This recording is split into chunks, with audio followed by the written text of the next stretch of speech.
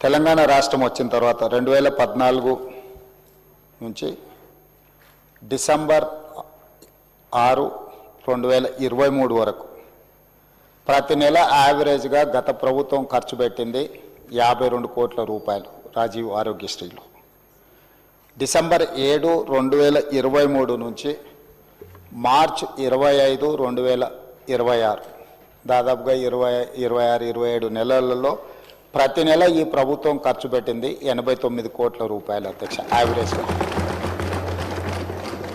అదేవిధంగా రాజీవ్ ఆరోగ్యశ్రీలో రాష్ట్ర ప్రభుత్వం పేమెంట్లు ఇవ్వడం లేదు, దాంతో ప్రైవేట్ హాస్పిటల్స్ మూతపడుతున్నాయి, మాకు నోటీస్ ఇచ్చిండ్రు, మీరు ఇంకా దాని మీద స్పందించడం లేదన్నట్టుగా ఏదైతే మాట్లాడుతుండ్రో ఈ వారసత్వం వారి నుంచి మాకు వచ్చింది అధ్యక్ష. ఈ రాజీవ్ ఆరోగ్యశ్రీ బకాయిలు పెట్టి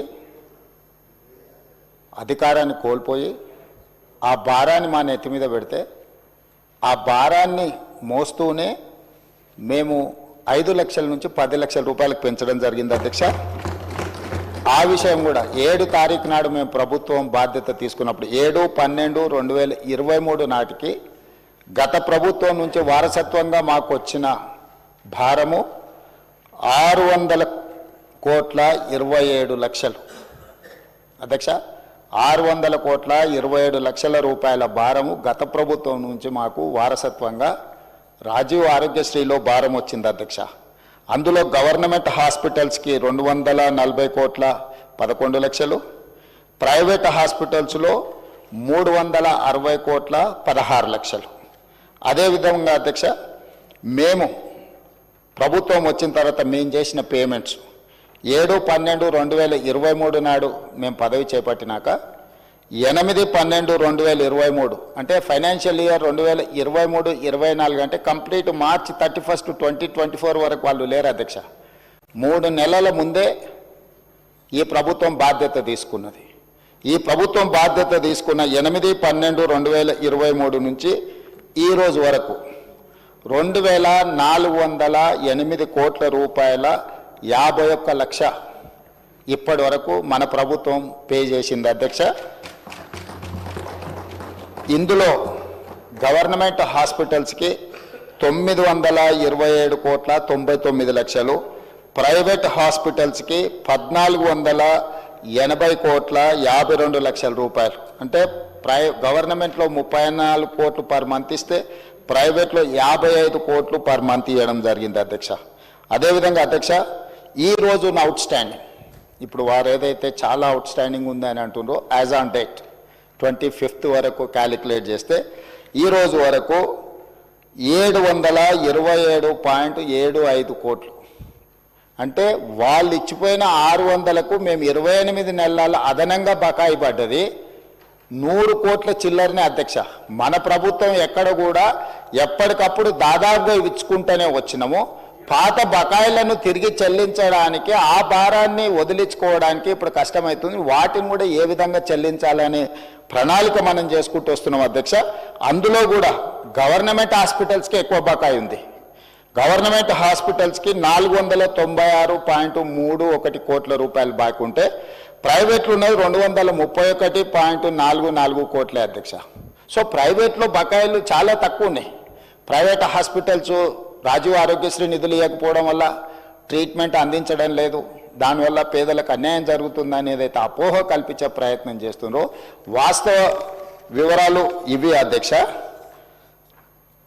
అదేవిధంగా గతంలో 2022-23 రాజీవ్ ఆరోగ్యశ్రీలో నెలకు 102 కోట్ల రూపాయలు దాదాపుగా బుక్ అయితే ఈరోజు 25-26లో ప్రతి నెల 184 కోట్ల రూపాయల హాస్పిటల్కి ప్రజలు వైద్యం కోసం వెళ్తున్నారు అధ్యక్ష. అందులో కూడా గవర్నమెంట్లో 54 కోట్లు 22-23లో, ప్రైవేట్లో 48 కోట్లు.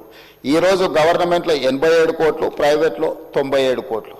సో అన్ని రకాలుగా పేషెంట్లు పెరగడమే కాకుండా 5 లక్షల నుంచి 10 లక్షలకు రాజీవ్ ఆరోగ్యశ్రీ ఏదైతే ఇన్సూరెన్సు ఇతర వ్యాధులను కూడా అందులో చేర్చడం వల్ల ఈరోజు దాదాపుగా మోర్ దాన్ డబుల్ ఈరోజు వాళ్ళు వాడుకోవడం జరుగుతుంది అధ్యక్ష.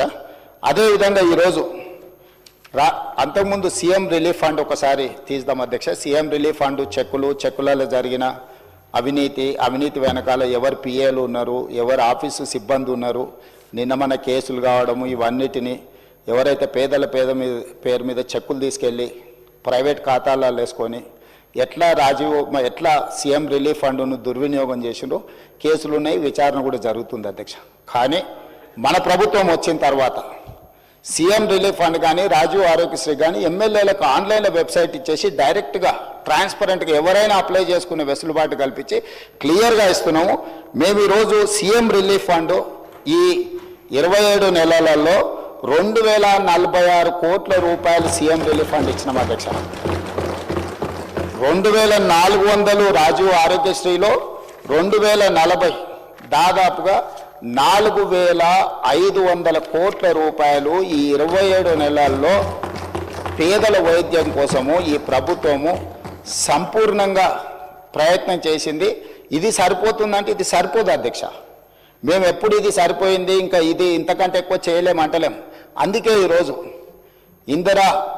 ఇందిరమ్మ కుటుంబ జీవిత బీమా ఎవరికి ప్రమాదం వచ్చినా సిపెక్ సర్వే ప్రకారం socio economic education employment political and caste survey ఏదైతే రాష్ట్ర ప్రభుత్వం చేసి February 4th సోషల్ జస్టిస్ డేగా పెట్టిందో ఆ సమాచారం ప్రకారం 1,15,00,000 కుటుంబాలు తెలంగాణ రాష్ట్రంలో ఉంటే ప్రతి కుటుంబానికి ఈరోజు జీవిత బీమాను అందించి ఎవరికైనా కుటుంబ పెద్దను కోల్పోతే ప్రభుత్వం వైపు నుంచి ఒక ధీమా ఉండాలి.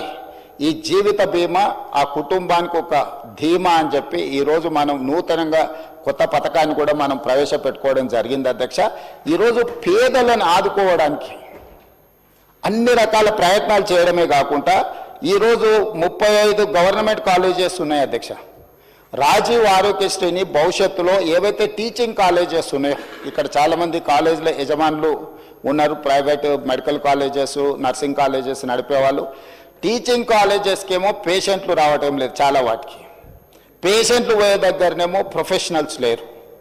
దీన్ని ఆలోచన చేసి అందుకే దీని మీద వివరంగా ఇంకా చర్చ చేస్తాం. ప్రభుత్వం అన్ని స్థాయిలో మేము ఈరోజు అందరి నుంచి సమాచారం సేకరించినాం.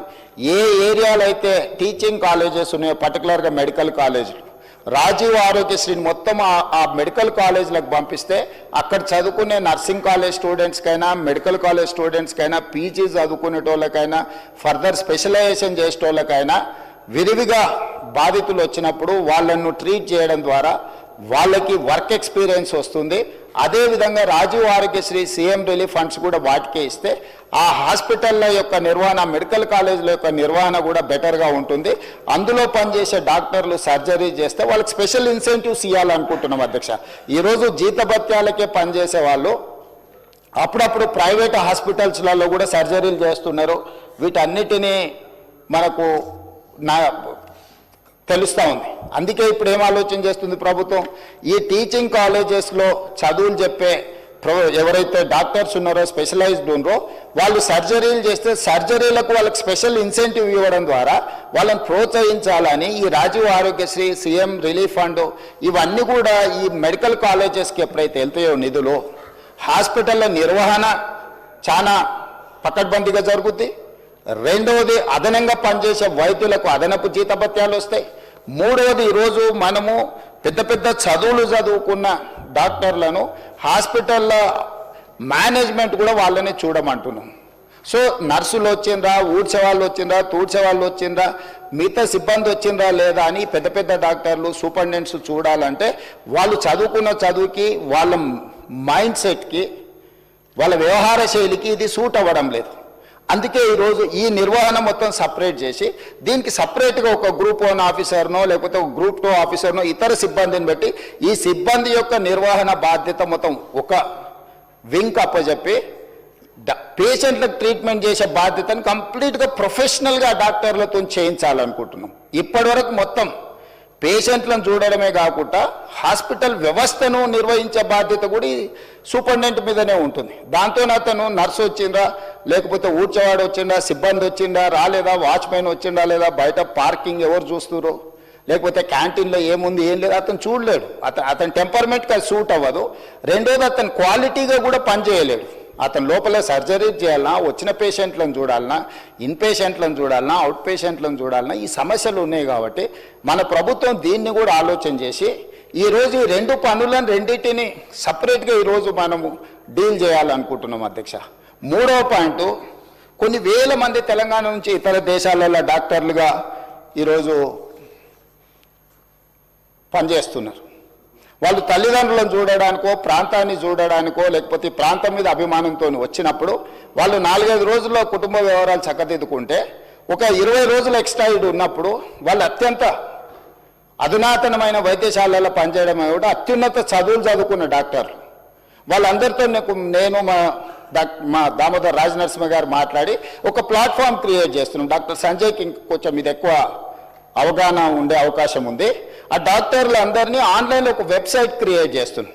వాళ్ళు ఎప్పుడు మన ప్రాంతానికి వస్తుండ్రు, ఏ టైంలో వాళ్ళు ఈ స్పెషల్ డిసీజెస్ కానీ, సర్జరీలు కానీ, లేకపోతే మెడికల్ కాలేజీలకు వెళ్ళి చదువులు చెప్పడానికి సమయం ఇండికేట్ చేస్తే ఆ టైంలో వాళ్ళని ఆయా హాస్పిటల్స్లలో వాళ్ళ సేవలను